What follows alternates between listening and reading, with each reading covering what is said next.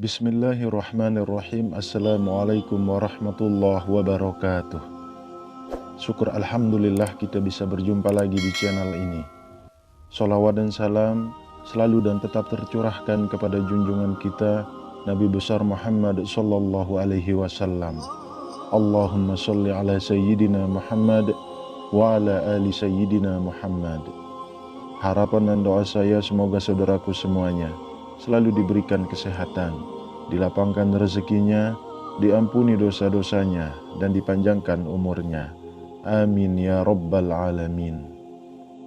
Sahabat beriman yang dirahmati Allah, seorang anak yang soleh tentu menginginkan dapat berbakti kepada kedua orang tuanya tidak terbatas, apakah mereka masih hidup atau sudah meninggal. Bahkan dalam sejumlah riwayat menyebutkan bahwa berbuat baik atau berbakti kepada orang tua jauh lebih sulit dilakukan ketika mereka telah meninggal dibandingkan saat mereka masih hidup.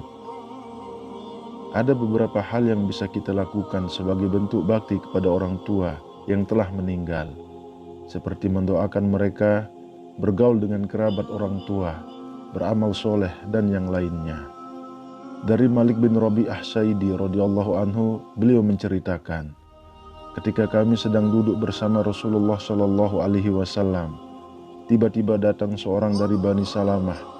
Orang ini bertanya, "Wahai Rasulullah, apakah masih ada cara bagiku untuk berbakti kepada orang tuaku setelah mereka meninggal?" Nabi Shallallahu Alaihi Wasallam menjawab, "Ya, mensolatkan mereka, memohonkan ampun untuk mereka, memenuhi janji mereka setelah mereka meninggal, memuliakan rekan mereka, dan menyambung silaturahmi yang terjalin karena sebab keberadaan mereka." Hadis riwayat Ahmad. Namun di samping itu, ada juga larangan yang hendaknya dihindari oleh seorang anak saat orang tuanya telah meninggal dunia. Jika hal itu dilakukan, maka akan membuat orang tuanya merasakan kesedihan di alam kubur dan di akhirat nanti. Lalu, apakah hal yang membuat orang tua bersedih dalam kuburnya itu? Dalam buku yang berjudul Al-Wa'dul Haq, karangan Dr. Umar Abdul Kahfi menyebutkan sebuah kisah. Rawabah bin Abdullah menuturkan, "Setiap kali melakukan kebaikan, aku melihat ayahku tersenyum di dalam mimpiku. Beliau berkata, 'Semoga Allah Subhanahu wa Ta'ala memuliakanmu dengan kebaikan. Engkau telah memuliakanku di antara para penghuni kubur.'" Beberapa saat kemudian, Rawabah absen dalam kebaikan dan justru lebih banyak melakukan perbuatan yang tidak berpahala dan perbuatan dosa. Rawabah pun melihat kondisi ayahnya dalam keadaan yang berbeda.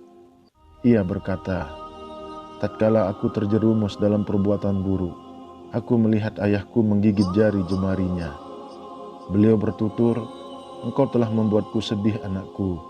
Jangan kau ulangi lagi, karena aku tidak berani bertemu dengan para penghuni kubur lainnya lantaran rasa malu.' Oleh karena itu, jika tidak ingin mempermalukan orang tua di alam kubur sana, berbuatlah hal yang baik yang mendatangkan pahala, serta hindarilah perbuatan yang sia-sia ataupun perbuatan dosa. Jika sudah terlanjur berbuat dosa, maka segeralah bertaubat kepada Allah Subhanahu wa Ta'ala dan berjanji untuk tidak melakukan perbuatan dosa kembali, dan tutuplah perbuatan dosa itu dengan amalan-amalan kebaikan." Sahabat beriman yang dirahmati Allah, suatu hari Abdullah bin Zaid, seorang perawi masyhur yang banyak meriwayatkan hadis dari Anas bin Malik, bermimpi melihat semua kuburan terbuka dan semua penghuninya keluar dari kuburnya. Masing-masing dari mereka dilihatnya membawa nampan yang berisi cahaya. Lalu ia melihat seorang laki-laki keluar dengan tangan hampa. Wajahnya memelas dan ia tidak membawa apapun di tangannya. Melihat kejadian itu, Abdullah bin Zaid heran, kemudian bertanya pada laki-laki itu, "Assalamualaikum wahai penghuni kubur. Apa yang telah terjadi padamu? Mengapa kamu tidak membuat nampan yang bercahaya seperti mereka?" Mayat itu menjawab, "Waalaikumsalam.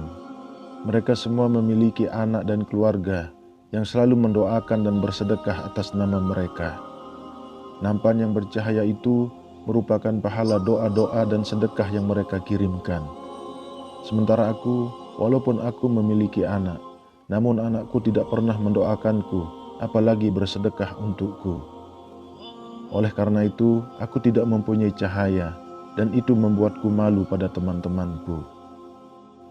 Ketika Abdullah bin Zaid terbangun, ia segera bergegas untuk menemui anak dari mayat penghuni kubur tersebut, dan menceritakan apa yang telah terjadi dengan orang tuanya.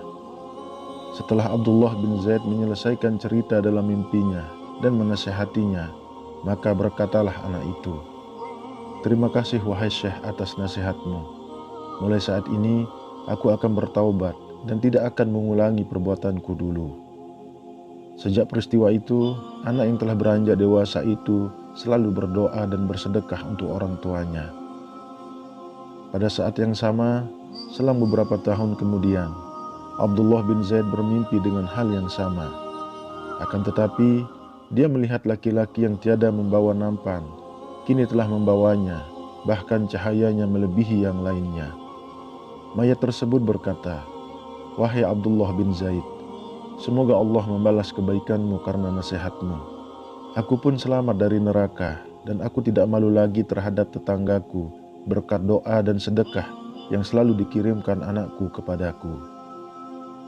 Dari Abdullah bin Abbas radhiyallahu anhu, ia berkata, "Sesungguhnya ibu dari Sa'ad bin Ubadah radhiyallahu anhu meninggal dunia, sedangkan Sa'ad pada saat itu tidak berada di sisinya.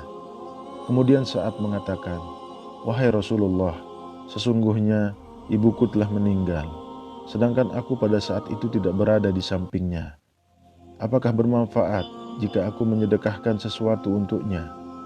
Nabi Shallallahu Alaihi Wasallam menjawab, 'Ya, bermanfaat.' Kemudian Sa'ad mengatakan pada beliau Shallallahu Alaihi Wasallam, 'Kalau begitu, aku bersaksi padamu bahwa kebun yang siap berbuah ini aku sedekahkan untuknya." Hadis riwayat Bukhari.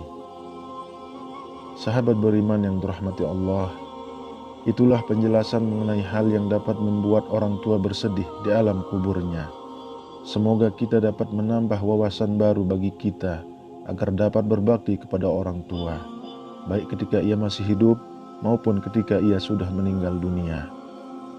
Marilah kita berdoa kepada Allah Subhanahu wa Ta'ala.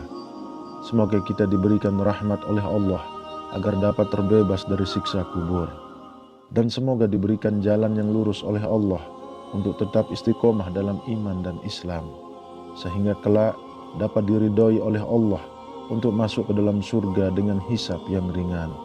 Amin ya rabbal alamin. Wallahu a'lam bishawab. Assalamualaikum warahmatullahi wabarakatuh.